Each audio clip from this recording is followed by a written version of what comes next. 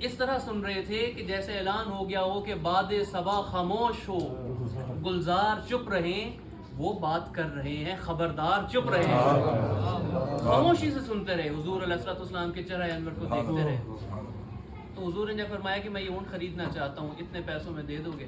تو جو مالک تھا اس نے کہا کہ جی میں دیتا ہوں۔ جس طرح حضور فرماتے گئے اس طرح وہ قبول کر لے اور اونٹ کی مہار کھول کے حضور کے ہاتھ میں پیش کر دی۔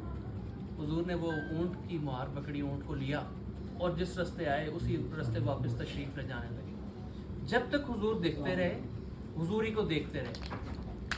پھر جب آنکھوں سے اوجھل ہوئے تو ان میں سے کسی ایک شخص نے پوچھا کہ پتہ ہے یہ کون تھا؟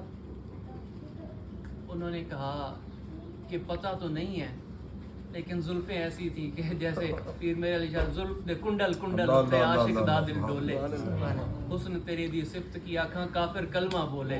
کس نے زلف کی تعریف کی، کس نے کہا میں تو آنکھیں ہی دیکھتا رہ گیا کہ چشم بددور کیا نگاہیں ہیں، جس طرف اٹھ گئی ہیں آہیں ہیں، چشم بددور کیا نگاہیں ہیں۔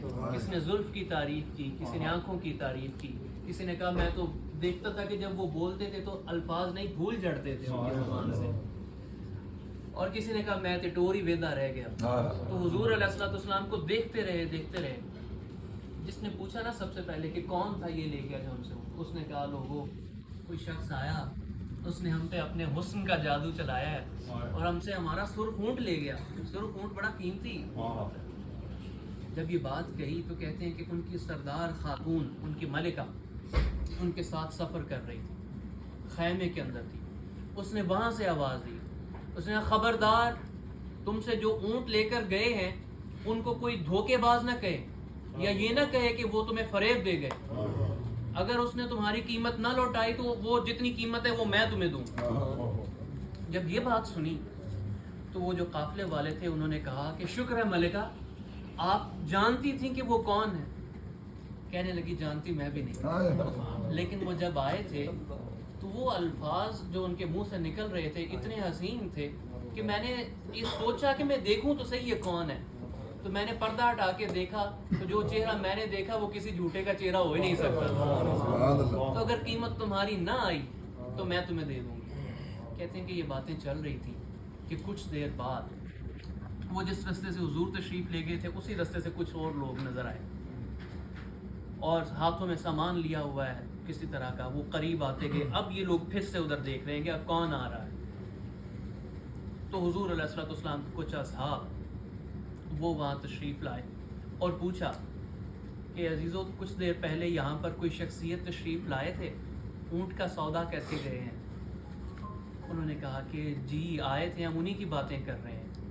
تو کہا کہ یہ انہوں نے آپ کے لیے شربت بھیجا ہے، جام لیے ہوئے تھے، اور کچھ کھجوریں بھیجی ہیں، اور قیمتاً بھی کھجوروں میں وہ سارا سودا ہو، قیمتاً بھی کھجوریں بھیجی اور آپ کے کھانے کے لیے بھی کھجوریں بھیجی، اور انہوں نے کہا ہے کہ ہمارے مہمان بڑی دور سے سفر کر کے آئے ہیں، ان کے لیے یہ کھانے پینے کا انتظام کرو۔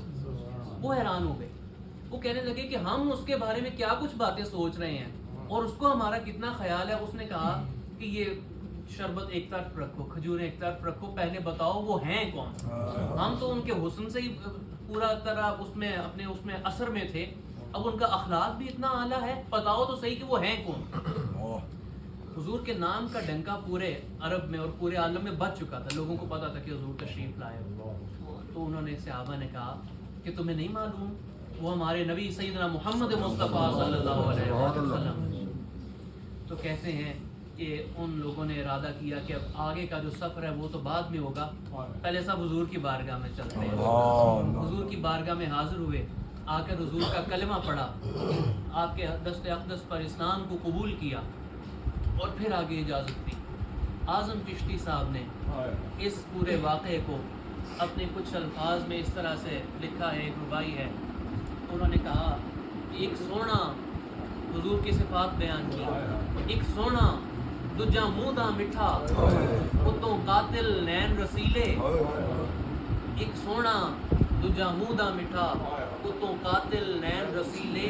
کہتے ہیں تو ایتھے کلا نہیں اعظم، ایتھے لٹے گئے نے قبیلے، یہاں تو قبیلوں کے قبیلے آ رہے ہیں اور حضور کی بارگاہ میں لٹتے جا رہے ہیں، اس حسن کے گرفتار ہوتے جا رہے ہیں۔ اللہ کریم کی بارگاہ میں یہ عرض ہے، ہم تو آج بھی حضور کا روزہ اقدس دیکھیں تو اسی کی اداسی ختم نہیں ہوتی. تو جنہوں نے حضور کی زیارت کی ہوئی ہے، جنہوں نے حضور کی بارگاہ میں وقت گزارا ہے، وہ تو پھر عالم ہی کچھ اور ہوگا. اللہ کریم عبدالمجید بھٹی صاحب کی صحیح اور کاوش کو اپنی بارگاہ میں شفیعیت عطا فرمائے، اور اللہ اپنی بارگاہ میں اور اپنے محبوب کریم صلی اللہ علیہ وسلم کی بارگاہ میں ہمیں با ادب حاضریاں نصیب فرمائے.